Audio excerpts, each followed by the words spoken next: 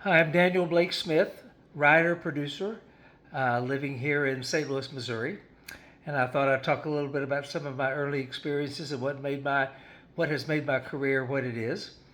I was originally not related to doing movies or films at all. I was professionally trained with a PhD in American history and taught for the University of Kentucky for 25 years or more as a professor of American history. So a lot of the projects I thought about involved storytelling of true stories. I thought true stories were the best things to do. I still think they're some of the best. Look what wins most of the accolades at the Oscars. They tend to be true stories. So I did documentaries, one of which won me a nomination for an Emmy about Edgar Allan Poe, a documentary about his life called Terror of the Soul. And I've done a film about the four guys that sat in on the lunch counter in Greensboro, North Carolina, that brought on so much of the civil rights movement in the 1960s. That was called February 1, the story of the Greensboro Four.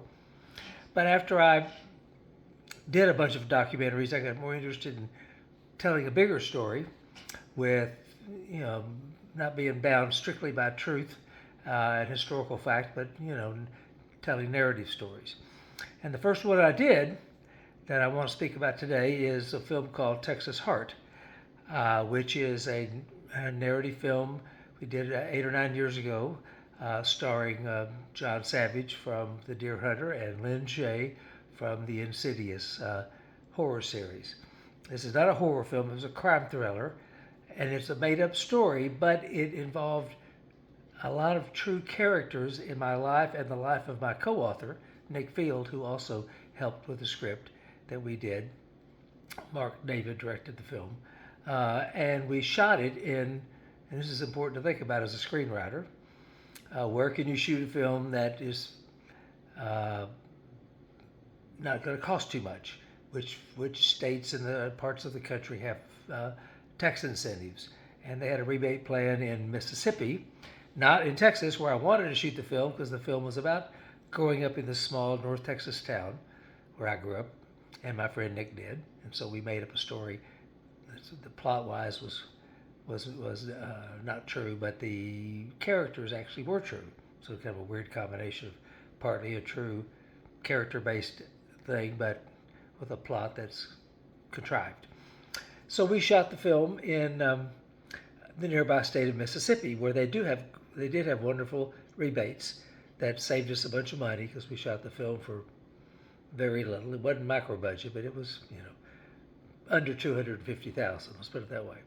It was a story about a guy, a mob lawyer who lost a big case for the mob, which is a big no-no. And so he was on the run, on the lam, because they were after him for having failed the mob. And he kind of got off the grid and found himself in bumfuck Texas, out in the middle of nowhere, which turned out to be Mississippi, where we shot it. And he ends up helping out a young boy who is wrongly accused of murder. So he finally finds the right way to overcome this problem, and sort of a story of redemption and a character-based story that is now available on Indie Rights. Indie Rights is the distributor. It's available on Amazon Prime, and Indie Rights has a channel, Fubu, a bunch of other places. It's done well. I'm very proud of the film. And what it taught me, though, was you have to write a story that, number one, matters to you. I think that's a huge thing. It may be simplistic, but you need to learn to think about not just some cockamamie story that may be interesting and maybe have all kinds of twists or may not, but what really is going to come across to an audience is, does the filmmaker have a passion, a story, a feeling for this story that goes beyond just plugging in this plot twist or the other? And Nick and I did, because we knew these characters and we had an affection for the small town they grew up in, and so that the film we conceived felt and looked a lot like a really strong film about real life people, even if the plot was a little contrived. And the second thing is to think about what they call writing to budget. We knew we had a modest amount of money, so we had to keep the locations to as few as possible. We managed to get a lot of local talent that were very strong actors that stood up to the Hollywood talent we brought out for some of the leads.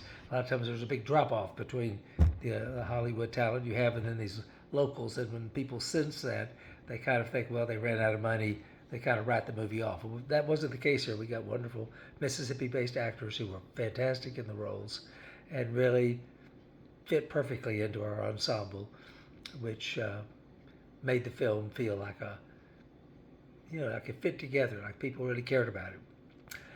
And it's now, again, it's available out on various platforms. And I would think, again, as someone who's didn't start out at all in the world of film. Again, I was a professor of history, thinking only true stories, that mainly even documentaries were all that mattered.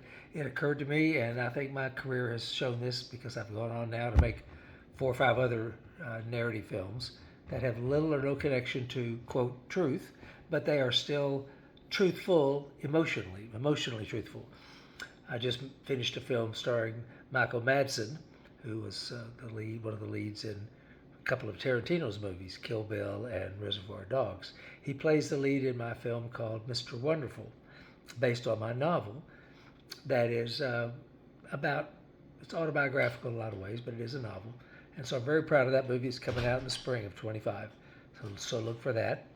And then I've done some producing, but not writing, for projects that I care about, such as a film that's out now on Shudder and Amazon Prime, a horror thriller film called Wake, starring Fievel Stewart, who's been in a bunch of high-profile Netflix prominent series, Atypical, The Recruit. She was also in a good film called Uma.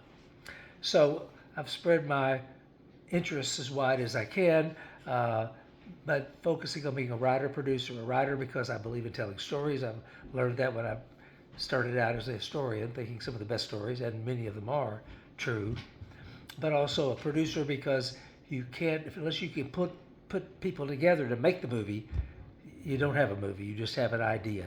And so that's been my bias, is find stories that I either write myself, mostly, or even if I don't write it, if I think, gee, this is a cool story, I'd like to produce it, and I think it has the potential to find an audience. And that's my last bit of wisdom for everybody here, is to think about, never forget your audience. It's one thing to have some cool story that's important to you privately, that's great, but the best kind of story is a story that connects to an audience, that's relatable, that will find a place in the hearts of people wanting to watch it, and not just something you show to your friends and family. And that's what I've tried to focus on. I hope this has been helpful. Check out TexasHeart. You can check out my work on the IMDb. Daniel Blake Smith is my name. My website is DanielBlakeSmith.com. I've enjoyed talking to you a bit. I hope I've shared some wisdom that you can use. And thanks for spending time with me.